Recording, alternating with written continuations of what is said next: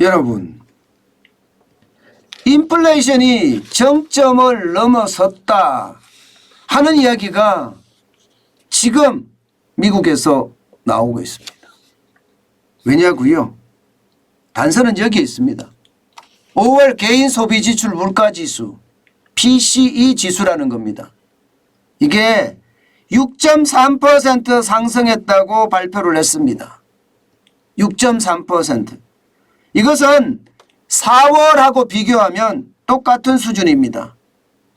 40년 만에 최대폭을 기록을 했던 말입니다. 3월에는 6.6%였잖아요. 그죠? 6.6%. 이게 40년 만에 최대폭이었거든요. 그때보다는 지금 상승세가 둔화되고 있는 모습이에요. 실제로 보시면 6.3%죠. 예, 여러분 글자가 작아서 조금 안 보이실 텐데 제가 읽어드리겠습니다. 실제 말입니다. 예, 5월 달에 6.3%의 PCE 물가가 4월 달에 6.3%입니다. 그리고 3월 달에는 6.6%였습니다. 2월 달에는 6.3%고요. 그러니까 3월 달에 6.6%였으니까 이것을 보면 말입니다. 6.6%, 6.3%, 6.3% 뭔가 정점을 지나서 회복하는 모양새. 뭐 회복이라고 이야기해야 되나 이게?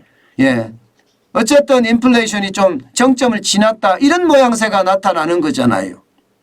이게 여러분 PCE 물가지수가 중요한 이유는요. 미국의 중앙은행인 연방준비제도가 이 지표를 굉장히 효율적으로 활용을 합니다. CPI 지수라고 이야기하는 소비자 물가지수보다는요. PCE 물가지수를 더 신용합니다. 그렇기 때문에 PCE 물가지수가 어떻게 움직이는지가 굉장히 중요합니다. 그런데 이 물가지수가 좀 떨어져 보이는 모양새, 그러니까 인플레이션 정점 도착했다 이렇게 지금 시장에서는 읽는 거죠. 게다가 말입니다. 그 아래에 보면 근원 PCE 물가가 있습니다. 근원이라는 게 뿌리 근자거든요. 근원이라는 것은 이 계절적 변수가 있거나 일시적 변수가 있는 것들이 있잖아요. 예를 들어서 계절적 변수가 있는 것은 농산물 같은 게 계절적 변수가 있죠. 그 다음에 일시적 변수가 있는 것은 국제 유가 같은 게 일시적 변수가 있습니다. 이 계절적 변수나 일시적 변수가 있는 것은 빼내고 나머지를 가지고 물가를 계산하는데 이 물가가 진짜 어뜸이라는 뜻에서 근원 PCE 물가지수라고 합니다. 그런데 그 근원 PCE 물가지수가 지난 2월에 5.3을 찍었는데요. 5.3을 찍을 때도 마찬가지 40년 만에 최고치라고 이야기했습니다. 그런데 3월에는 5.2로 떨어졌고요. 그리고 4월에는 4.9로 떨어졌고요. 5월에도 4.7로 떨어졌습니다. 굉장히 빠른 속도로 떨어지죠. 굉장히 빠른 속도로. 게다가 말입니다. 시장의 전망치보다도 지금 굉장히 낮아요. 예를 들어서 말입니다. 다우존스에서 집계했을 때는 적어도 0.4% 정도 밑도입니다. 그러니까 5.1%까지 올라갈 거다 하고 예상을 했는데 오히려 내려갔습니다. 월가 시장의 전망치는요. 이게 4.8% 정도 될 거다 예상을 했지만 실질적으로는 4.7%를 밑도는 결과를 가져왔습니다. 이것은 말입니다. 결국 인플레이션이 정점을 도달한 것 아닌가 이렇게 지금 예상하고 있는 겁니다. 그래서 아마도 말입니다. 시장에 이 PCE 물가지수의 어떤 상황이 영향을 미칠 거로 예상이 들어요. 그런데 PCE 물가지수가 정점을 지나서 말입니다. 떨어진다고 이야기를 하고 있는데 문제는요. 경기까지 같이 떨어져요. 경기까지. 소비자 소득이 줄어들고 거기에 따르는 소비가 줄어들면서 소비자 단기 경제 전망 지수는 66.4를 기록할 정도로 완전히 폭망하고 있습니다. 소비가 엄청 줄어드는 거죠. 소득이 줄어들기 때문에 소비가 줄어드는 거거든요. 실제 5월 개인 소득은요, 전달에 비해 0.5%가 늘어났습니다. 그런데 세금이 늘어나고요.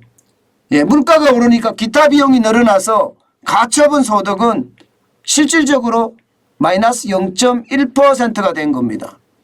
1년 전에 비하면 3.3%가 줄어진 그런 상황이 될 수도 있습니다.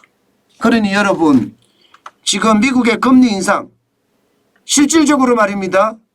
5월에 0.5%의 빅 스텝, 6월에 0.75%의 자이언트 스텝, 이것들이 시장에 영향을 미칠 수도 있다. 이런 이야기가 이제 나오기 시작합니다.